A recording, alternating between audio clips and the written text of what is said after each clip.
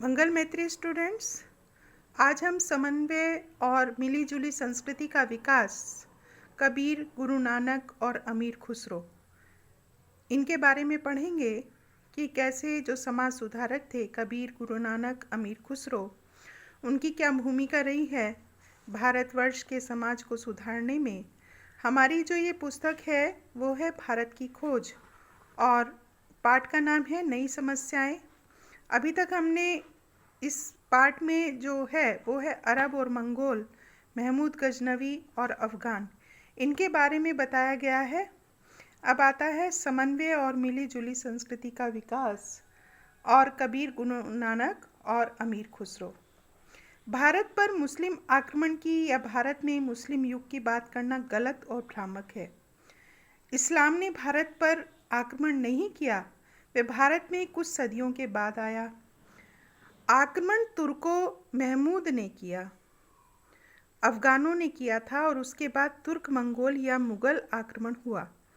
इनमें से बाद के दो आक्रमण महत्वपूर्ण थे। बाद के कौन कौन से दो आक्रमण? एक तो अफ़गानों के द्वारा और एक तुर्क मंगोल या मुग़ल आक्रमण। ये दोनों ही आक्रमण महत्वपूर्ण थे। अफ़गानों को हम भारत का सीमावर्ती समुदाय कह सकते हैं, जो भारत के लिए पूरी तरह अजनबी भी नहीं माने जा सकते। उनके राजनीतिक शासन के काल को हिंदू अफ़गान युग कहना चाहिए। मुग़ल भारत के लिए बाहर के और अजनबी लोग थे, फिर भी वे भारतीय ढांचे में बड़ी तेज़ी से समा गए और उन्होंने हिंद मुग़ल युग की शुरुआत की। यहाँ पर जवाहरलाल नेहरू हमें बताना चाहते हैं कि हम अफ़गानों को भारत का सीमावर्ती समुदाय कह सकते हैं, जो भारत के लिए पूरी तरह अजनबी भी नहीं माने जा सकते। उनके राजनीतिक शासन के काल को हिंद अफ़गान युग कहना चाहिए, यानी जो हिंदू थे और अफ़गान थे उनकी मिलीजुली संस्कृति के बारे में भी बताया है यहाँ पर लेखक ने। मुग़ल भारत के लिए बाहर के और अजनबी लोग थे। मुग़ल भारत के बाहर से आए थे और अजनबी लोग थे, फिर भी वे भारतीय तेज ढांचे में बड़ी तेज़ी से समा गए और उन्होंने हिंद मुग़ल युग की शुरुआत की। तो जो ये पैराग्राफ है इसमें से हम प्रश्न बनाएंगे। पहला प्रश्न है हमारा कि हम भारत का सीमावर्ती समुदाय किसे कह सकते हैं। हम भारत का सीमावर्ती समुदाय अफ़गानों को कह सकते हैं। उनके राजनीतिक शासन के काल को क्या कहना चाहिए? हिंद अफ़गान युग कहना चाहिए। फिर दिल्ली के किस आगे के पैराग्राफ में दिया हुआ है कि दिल्ली के किस प्रसिद्ध सुल्तान की माँ हिंदू थी। प्रसिद्ध सुल्तान फिरोज शाह की जो माँ थी वो हिंदू थी। जब भारत में मुसलमान आते गए, अफ़गान आते गए, तो यहीं पर बसते चले गए और यहाँ की संस्कृति को अपनाते चले गए। उन्होंने हिंदू महिलाओं से, हिंदू स्त्रियों से विवाह, हिंदू लड़कियों से विवाह किया और यहीं रच बस गए। तो इसका जो दूसरा आगे का पार्ट है उसमें बताया गया है कि अफ़गान शासक और जो लोग उनके साथ आए थे वे भी भारत में समा गए। उनके परिवारों का पूरी तरह भारतीयकरण हो गया। भारत को वे अपना घर और बाकी सारी दुनिया को विदेश मानने लगे। राजनीतिक झगड़ों के बावजूद उन्हें सामान्यतः इसी रूप में स्वीकार कर लिया गया और राजपूत राजाओं में से बहुतों ने उन्हें अपना अधिराज मान लिया। पर कुछ ऐसे राजपूत सरदार थे जिन्होंने उनकी अधीनता अस्वीकार कर दी और भयंकर झगड़े हुए।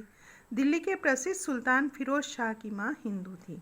प्रश्न हम बनाएंगे कि किस मुस्लिम शासक की जो माँ थी वो हिंदू थी, तो वो था प्रसिद्ध सुल्तान फिरोज शाह, जिसकी माँ हिंदू थी।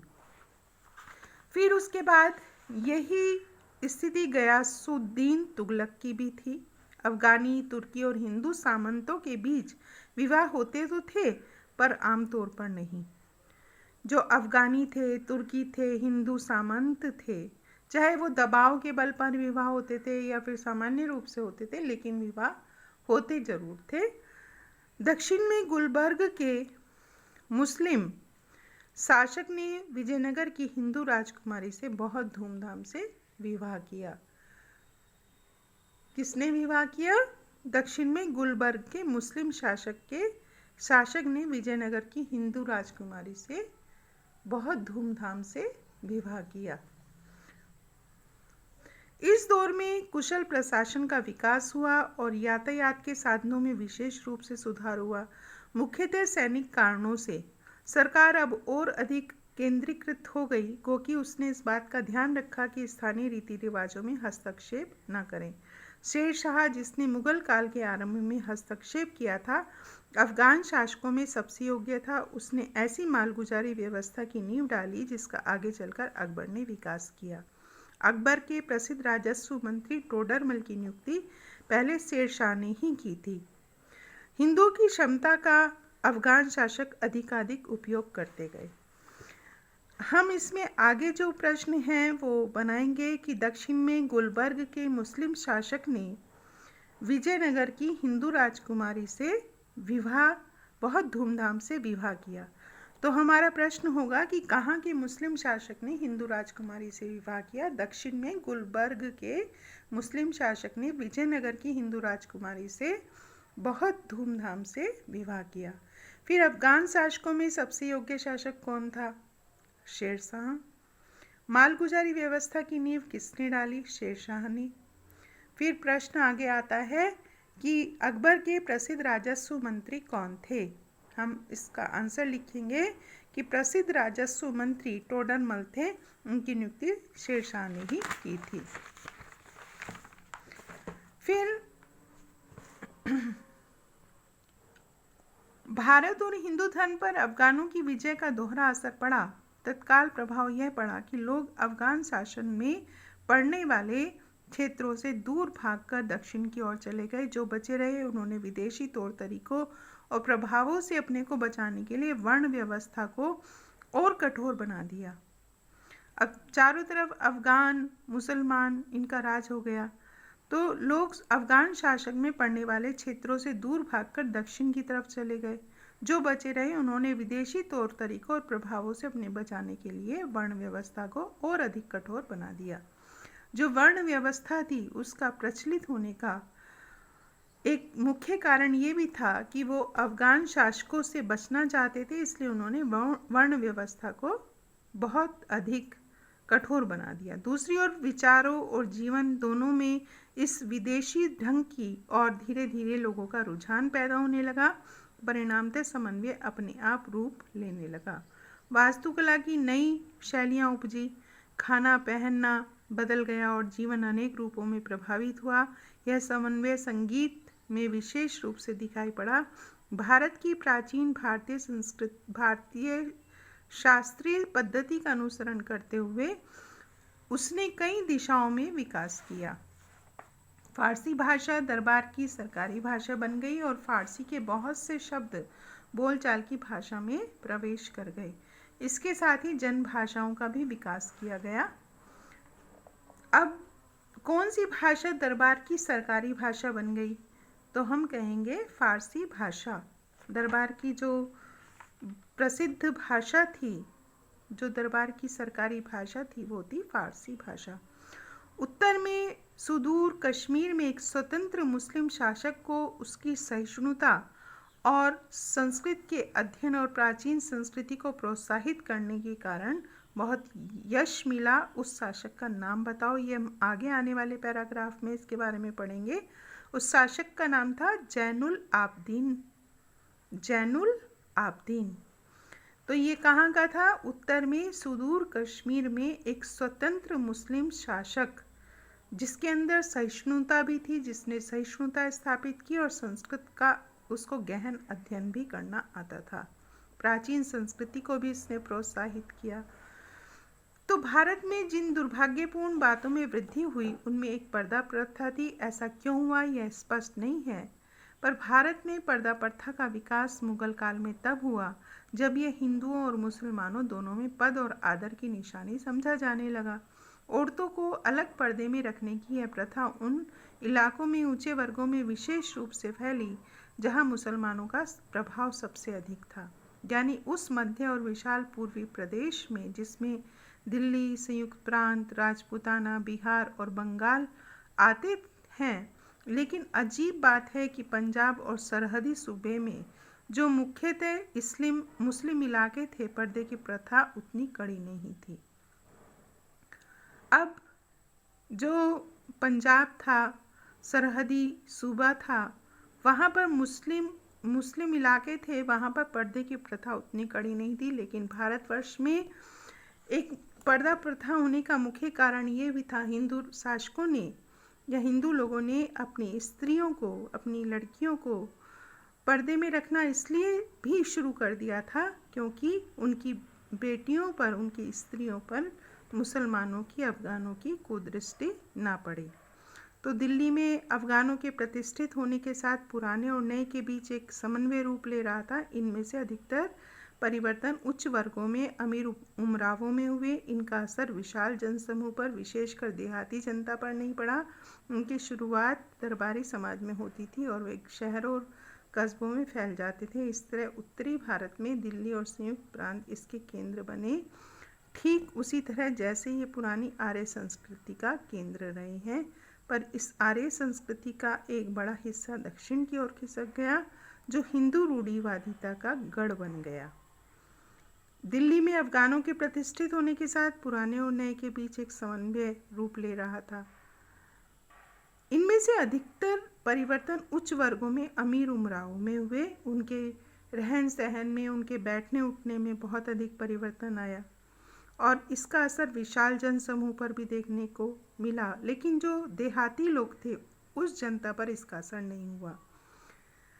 जब तैमूर के हमले से दिल्ली की सल्तनत कमज़ोर हो गई तो जौनपुर में एक छोटी सी मुस्लिम रियासत खड़ी हुई। पूरी 15वीं शताब्दी के अंत के दौरान यह रियासत कला, संस्कृति और धार्मिक सहिष्णुता का केंद्र रही। विकसित होती हुई आम भाषा हिंदी को यहाँ प्रोत्साहित किया गया और हिंदू और मुसलमानों के धर्मों के बीच समन्वय करने का प्रयास भी किया गया। लगभग इसी समय उत्तर में सुदूर कश्मीर में एक स्वतंत्र मुस्लिम शासक जैनुल आबदीन को उसकी सहिष्णुता और संस्कृत के अध्ययन और प्राचीन संस्कृति को प्रोत्साहित करने के कारण बहुत यश मिला। पूरे भारत में यह नई उत्तेजना सक्रिय थी और नए विचार लोगों को परेशान कर रहे थे। भारत विदेशी तत्वों को आत्मसात करने का प्रयास कर रहा था और इस प्रक्रिया में थोड़ा बहुत खुद भी बदल रहा था। अब परिवर्तन तो आना ही था ना, क्योंकि वहाँ विदेशी लोग आ रहे थे, इसलिए भारत में परिवर्तन हो रहे थे। इसी बीच कुछ नए ढंग के सुधारक खड़े हुए, जिन्होंने इस समन्वय का जानबूझकर समर्थन किया और अक्सर वर्ण व्यवस्था की निंदा या उपेक्षा की। 15वीं शताब्दी में दक्षिण में रामानंद और उनसे भी अधिक प्रसिद्ध शिष्य कबीर हुए। वर्ण व्यवस्था का इन्होंने जाति प्रथा का घोर विरोध किया और इस मामले में तो कबीर का बहुत महत्वपूर्ण स्थान है। कबीर का जो समाज सुधारक रूप है वो कोई भी उससे अनभिज्ञ नहीं है और उनकी जो साखियाँ थी, उनके जो पद थे वो बहुत लोकप्रिय हुए। उत्तर में गुरु नानक हुए, जो सिख धर्म के संस्थापक माने जाते हैं। तो ऐसे सुधारकों का नाम बताओ जो 15वीं शताब्दी में दक्षिण में पैदा हुए और वर्ण व्यवस्था की निंदा की। उनके शिष्य का नाम भी बताओ। वो थे रामानंद और उनके शिष्य कबीर। फिर सिख धर्म के संस्थापक कौन थे? गुरु नानक थे। तो इस तरह से परिवर्तन दिन पर दिन होते रहे। इनमें से अधिकतर भारतीय मुसलमान ऐसे थे जिन्होंने धर्म परिवर्तन किया था और उनका पालन पोषण प्राचीन परंपराओं में हुआ था। वे अब भी उन्हीं से घिरे थे। उनमें बाहर से आने वालों की संख्या अपेक्षाकृत कम थी। फिर फारसी के चोटी के कवि आए, उनका नाम था अमीर खुसरो। वे तुर्क थे और वे महान संगीतकार भी थे। उन्होंने भारतीय संगीत में कई मौलिक उद्भावनाएं भी की। तो ऐसे कवि का नाम जो फारसी के चोटी के कवि थे और उन्हें संस्कृत का ज्ञान भी था, वे थे अमीर खुसरो। फिर आरंभ के लेखकों में सबसे प्रसिद्ध लेखक कौन थे? वे थे अमीर खुसरो और वे तुर्क थे। भारत के लोकप्रिय तंत्री वाद्य सितार का आविष्कार किसने किया और उनके समय में कौन कौन से विषयों ने विशेष प्रगति की? अमीर खुसरो ने किया। जो वाद्य सितार था, लोकप्रिय तंत्री, उसका जो आविष्कार था वो किसने किया? अमीर खुसरो ने। और उनकी जो अनेक विषयों पर पकड़ थी वो विषय थे धर्म, दर्शन, तर्कशास्त्र, भाषा और व्याकरण, संस्कृत के अतिरिक्त संगीत, गणित, विज्ञान और आम का फल, ये उनके विषय रहे हैं। फिर अनेक अनगिनत पहेलियाँ लिखी, गीत लिखे। ऐसे कौन थे? ऐसे भी अमीर खुसरो ही थे, जिनकी पहेलियाँ आज भी एक विशेष क्षेत्र में बहुत प्रसिद्ध हैं। आज भी वो उसी तरह से बोली जाती हैं, दोहराई जाती हैं, उनके गीत गाए जाते हैं। तो बच्चों, आपको ये अपने कॉपी में सारे प्रश्न उत्तर लिखने हैं और इस पाठ को बहुत अच्छे तरीके से